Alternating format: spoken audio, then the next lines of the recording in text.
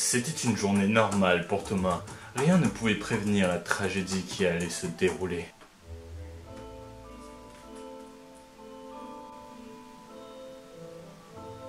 Non! Non! C'est impossible!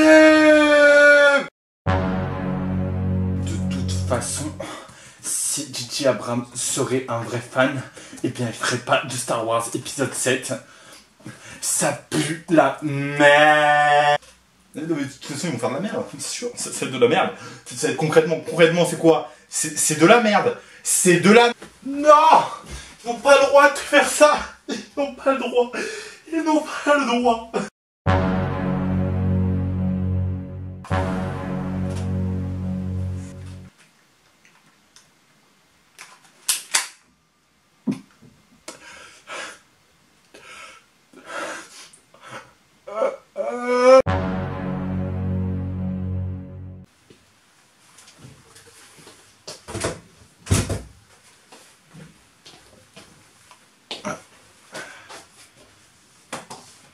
Voilà. Ici tu seras tout beau.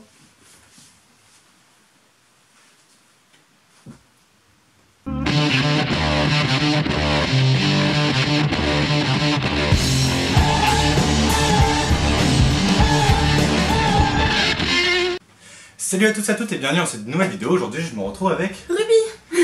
Donc voilà, ça fait depuis environ 2 mois que j'ai pas fait de vidéo. On n'a pas fait de vidéo. On n'a pas fait de vidéo, oui en effet. Tout simplement parce que le jour même où j'ai sorti la vidéo sur Secret Wars, il faut savoir que j'avais plus de connexion internet. Pendant 1 mois j'ai plus de connexion internet, donc c'est plutôt problématique pour faire des vidéos. Et donc du coup il faut savoir que même la vidéo sur Secret Wars, je l'ai uploadée sur l'ordi d'un ami pour avoir la connexion internet. Donc vraiment c'était hyper compliqué, c'est pour ça que la miniature n'était pas travaillée du tout. Et bon, bref voilà, j'ai eu plusieurs problèmes. Et du coup quand la connexion est revenue, j'ai plus trop la motivation de faire des vidéos. Et Ruby n'était pas là non plus et j'avais plus l'habitude de faire des vidéos en duo. Donc voilà, maintenant je me rappellerai de ne plus jamais promettre des vidéos parce que si je tiens pas, voilà. La vidéo sur le Joker, tout ça, je sais pas quand elles vont sortir, les vidéos sur un autre format. Sur les vidéos à thème. Voilà, ça faudra voir, ça arrivera sûrement au bout d'un moment, mais... Au bout d'un moment. Voilà, Au bout d'un moment. Je promets rien. Et du coup, vu que c'est un peu une rentrée pour la chaîne aussi, on a décidé de changer un peu le programme par rapport à l'année dernière. C'est-à-dire que l'année dernière on a été un peu ambitieux et surtout on avait le temps de faire 2 vidéos par semaine. Sauf que cette année on a le bac, on est bien occupé, on a des emplois du temps de malade, il faut qu'on bosse. Du coup, on n'est plus non plus dans la même classe donc on n'a pas les mêmes emplois du temps, du coup se voir etc. c'est assez compliqué. Mais en gros on a changé le programme à une vidéo par semaine en fait. Au lieu d'en faire 2 par semaine, on n'en fera qu'une seule. On va plutôt faire des vidéos sur les comics en général, genre... On va essayer de faire beaucoup comme d'habitude, voilà, on a lu tel ou tel comics. Ouais, voilà, on a lu, etc. Mais de temps en temps, il se pourra qu'il n'y aura pas de vidéo comics, il y aura plutôt une vidéo sur une série, un film. Si quelque chose à un moment nous plaît ou si quelque chose à un moment nous frappe et on se dit oh mon dieu, il faut qu'on fasse une vidéo dessus, on fera une vidéo dessus. Voilà. Aussi, comme les vidéos qu'on avait fait sur Podcast, on fait une comparaison. C'est ça. Par exemple, je pense, on avait dit peut-être Pusher et je pense que je vais le faire, mais il faut que j'achète le comics. Voilà. Donc on reprend tout de suite. Alors, on va vous présenter 2 comics. Donc moi c'est Star Wars tome 3 chez Delcourt, Dark Vador, Terreur dans les ténèbres, excusez-moi j'ai oublié le titre. Et toi Dudou? Et moi du coup ça sera Rêverie qui est chez Panini Comics, donc les Secret Avengers. Voilà, donc c'est moi qui commence. Wow. Alors, Dark Vador, Terreur dans les ténèbres. Donc j'ai pas la couverture, moi je l'ai en mensuel chez Star Wars Comics Magazine. Donc je vous mettrai la couverture ici, vous verrez, voilà, en relié. Donc ça c'était publié chez Delcourt et maintenant ça a été remplacé par les mensuels Panini Comics. Donc je vais expliquer vite fait le contexte dans lequel ça se situe cette histoire parce qu'il faut savoir qu'il y a 2 univers Star Wars. Il y a l'univers canon avec du coup les comics Star Wars sortis chez Marvel et du coup chez nous Panini, les films Star Wars et les séries Star Wars Rebels et Star Wars Clone Wars qui font partie de l'univers canon de Star Wars, c'est-à-dire canon qui existe vraiment dans cet univers. Qui existe vraiment l'univers comme il est. Voilà. Et auparavant, il faut savoir que les comics Star Wars appartenaient, avant le rachat de Disney, ils appartenaient à Dark Horse. Et Dark Horse avait développé un énorme univers étendu, bien plus qu'il l'est actuellement, parce qu'il faut prendre un peu le temps de tout réécrire. Du coup, voilà, ça s'appelle désormais l'univers Légende, et c'était publié chez Delcourt, cet univers, et il est toujours publié par Delcourt, il ressort des anciennes histoires, et maintenant il y a le bandeau Légende, donc voilà, vous le verrez de toute façon sur la couverture, il publie avec le bandeau Légende, mais de toute façon, même sur les anciennes éditions, il n'y avait pas le bandeau Légende, parce que c'était pas consacré comme, c'était consacré comme canon avant, mais dès que vous voyez Delcourt, c'est que ça fait partie de l'ancien univers étendu Star Wars. Voilà, c'est juste pour recontextualiser la chose, et aujourd'hui je voulais vous parler d'un comics Légende. Donc ce comics est scénarisé par Tim Siddle et dessiné par... Par Guzman. Guzman Gabriel. Gabriel Guzman. Bon, c'est ni un scénariste ni un dessinateur très connu. Faut savoir que Dark Horse avait pas forcément des putains d'auteurs comme maintenant chez Marvel. On a Jason Aaron et putains d'auteurs sur chacune des séries Star Wars, Charles Soule et tout ça. Chez Dark Horse, c'était des auteurs un peu moins connus. Et du coup, c'est pour ça que je vais vous présenter un comics un peu plus original que vous aurez peut-être pas dit, ah tiens, ça a l'air sympa ou quoi. Le speech est très simple.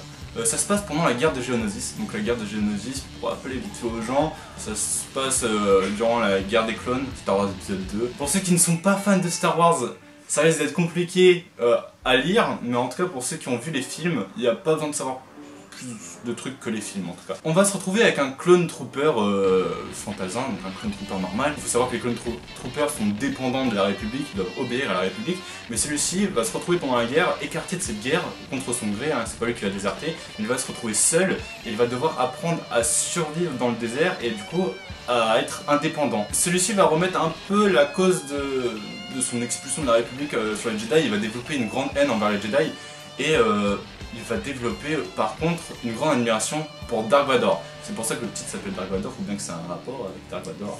Et donc voilà, et pour son admiration pour Dark Vador, il va décider, après des années de solitude et d'indépendance, de rejoindre l'Empire et de redevenir un soldat, non plus pour la République mais pour l'Empire. Pour ceux qui aiment vraiment les Clone Troopers, bah, je pense que vous allez vraiment kiffer ce comics parce que ça se centre sur un clone trooper qui devient indépendant et tout le monde aime bien ce genre d'histoire, comment un clone trooper va réussir à sortir un peu de la masse. À trouver sa voie. Un peu, voilà, à trouver sa chemin. voie. Il a même trouvé son propre prénom, tout ça. Et ça, c'est plutôt cool. Et ça rappelle aussi un épisode pour ceux qui suivent Star Wars The Clone Wars, un fameux épisode où le Captain Rex se prend une balle et va être recruté. Va se faire sauver par un clone, lui qui a déserté. Ça rappelle un peu cette histoire. Et ceux qui aiment bien les clones indépendants, du style le jeu avec les clones commando, bah voilà, vous retrouvez un peu ce style-là, ce genre d'histoire de clone. Le personnage principal est très intéressant parce qu'on s'identifie vachement à lui parce qu'on se retrouve tout le temps dans ses pensées. Ce qui est très intéressant aussi dans ce comic, et qui est intelligent, c'est qu'on a un autre point de vue de la guerre dans Star Wars, mais on pourra amener ça à une réflexion plus ancré dans notre monde, on va dire. On a, ouais, c'est hyper intelligent ce que je suis en train de dire. Et du coup, on a un autre point de vue de la guerre, c'est-à-dire un clone trooper qui est, enfin, qui est plus trop un clone trooper, mais une personne indépendante qui va se retrouver dans l'Empire et on va voir pourquoi il admire l'Empire et ça donne un tout autre point de vue que celui de la rébellion et celui qu'on a dans les films. Et du coup, il y a une sorte de question entre ce qui est bien et mal. Et je trouve que l'auteur a une... du monde. Voilà. Et je trouve que c'est super d'avoir un récit comme ça dans Star Wars. Pas simplement du divertissement, mais une vraie réflexion sur ce qui est bien et mal. Je tiens à dire que nous sommes donc en terminale N et que du coup nos reviews vont prendre une tournure beaucoup plus philosophique et littéraire. 7 heures de philosophie. Voilà, c'est bon Thomas, la philosophie il a trouvé sa voie, donc maintenant il va pouvoir trouver un petit essai sur... Donc Platon, hein, qui est l'élève de Socrate. Donc bien sûr le titre s'appelle Dark Vador. Dark Vador est central dans l'histoire sans l'être réellement. Parce que... Un peu comme Roberto Tsuko, j'ai envie de dire. Parce que... Dark Vador est central aussi à l'histoire, c'est pas pour rien qu'il donne son nom au titre, mais ce n'est pas du tout le personnage principal, on n'est pas dans ses pensées. On a l'image que se fait le clone trooper de Dark Vador, un peu comme le Joker de Brian Azzarello, c'est-à-dire un personnage retranscrit ce qu'il voit du personnage, donc là je me rappelle plus comment il s'appelle exactement le personnage, qui retranscrit ce qu'il voit du Joker. Et c'est très intéressant de voir cette vision du personnage par un point de vue extérieur. Au dessin, c'est une très belle découverte. Alors, je vais redire son nom.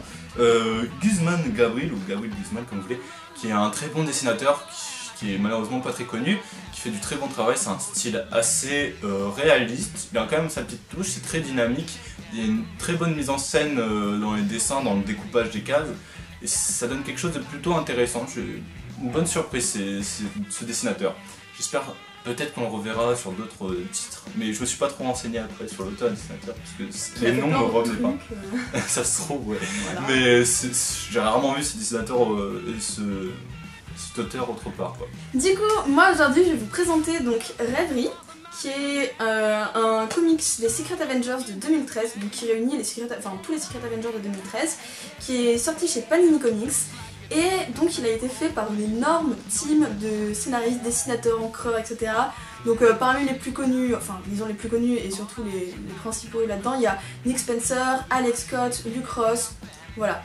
En gros, il y a quand même presque une dizaine de personnes qui ont travaillé sur ce comics, donc je ne vais peut-être pas tous les citer. Mais en tout cas, c'est une très bonne team, ils font du très bon travail, j'y reviendrai. Donc, Secret Avengers, en tout cas Rêverie, la couverture est très moche, je tiens à préciser. Oui, je sais pas pourquoi ils ont fait ça. Une affiche d'Agents of Shield, le truc qui donne pas envie de jouer. Je veux dire, Agents of Shield, c'est mort en fait. Donc, la couverture, je ne cautionne pas du tout. Mais ce qu'il y a à l'intérieur, je citerai pour. L'explique générale du comics.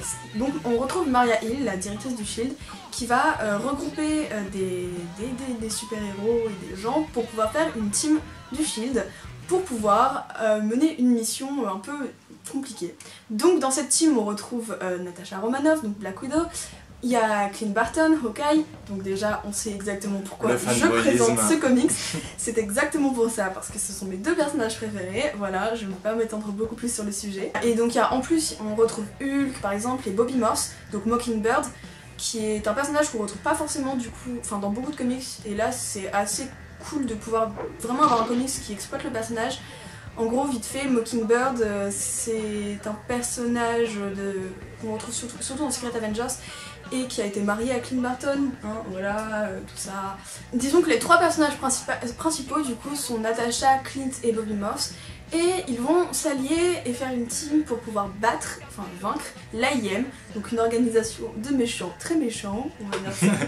C'est genre l'Hydra mais pas nazi. Voilà, c'est exactement ça. Et donc l'AIM dans ce tome-là a développé une technologie, en fait ils ont repris les armures d'Iron Man et ils en ont créé énormément et ils les ont tous programmés pour pouvoir faire une espèce de sélection naturelle selon leur propre vision de la sélection naturelle, c'est-à-dire qu'ils vont régler les conflits dans le monde en butant beaucoup de gens. Du coup, Maria Hill décide d'agir et envoie les trois agents sur le terrain, et donc on suit en gros la mission pendant tout le tome. C'est un one-shot, donc il n'y a pas de suite, il n'y a pas de... il y a qu'un seul tome, voilà, c'est la définition même du one-shot. Et j'ai beaucoup apprécié parce que ce tome rentre beaucoup...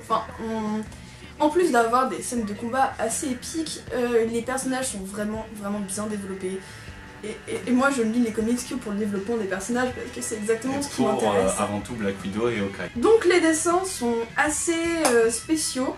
Disons que ils sont un peu réalistes mais pas trop non plus. De toute façon il y a plusieurs dessinateurs mais ils sont un peu... Il y a plusieurs dessinateurs mais c'est assez uniforme sur toute la longueur du comics. Du coup ça casse le rythme ou pas quand tu changes de dessinateur? Alors ça casse pas du tout le rythme, justement c'est assez uniforme comme je viens de dire. Ça gêne pas du tout d'avoir autant de gens qui travaillent sur les dessins. Même si ça se voit des fois parce que les couleurs et les ancrages c'est pas exactement la même chose partout. C'est un style assez... c'est un parti pré-artistique disons.